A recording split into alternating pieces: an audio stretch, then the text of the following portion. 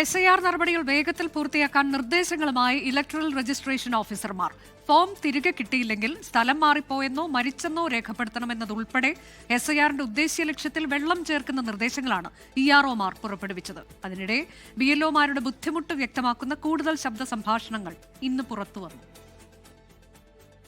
BLOമാരുടെ ഗ്രൂപ്പിൽ വന്ന ഒരു ഓഡിയോ ഇങ്ങനെ: അപ്പോൾ എല്ലാം സ്കാൻ ചെയ്താൽ എണ്ണം അങ്ങ് കയറിപ്പോവും.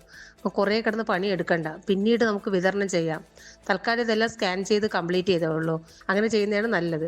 അതായത് എന്യൂമറേഷൻ ഫോം വിതരണം വേഗത്തിൽ തീർപ്പാക്കാൻ വേണ്ടി വീടുകളിൽ വിതരണം ചെയ്യുന്നതിന് മുൻപ് തന്നെ മൊബൈലിൽ സ്കാൻ ചെയ്ത് കൊടുത്തതായി രേഖപ്പെടുത്തണം. അതിനുശേഷം സൗകര്യം പോലെ വിതരണം ചെയ്താൽ മതി.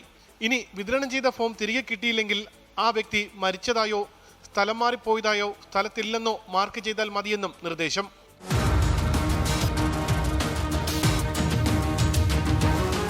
അതേസമയം BLOമാർ നേരിടുന്ന സങ്കീർണ ബുദ്ധിമുട്ടുകൾ വ്യക്തമാക്കുന്ന ഒരു ഓഡിയോ കൂടി പുറത്തു വന്നു. ടാർഗറ്റ് പൂർത്തിയാക്കാൻ രാത്രി 9 മണിക്കെത്തിയ BLOയെ സ്ത്രീ വീട്ടിൽ കയറ്റിയില്ല.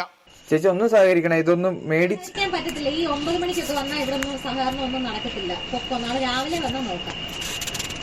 ഇതിനിടെ ചില ജില്ലകളിൽ BLOമാരുടെ സമ്മർദ്ദം കടുപ്പിച്ച് ടാർഗറ്റ് മാറ്റി നിശ്ചയിച്ചു.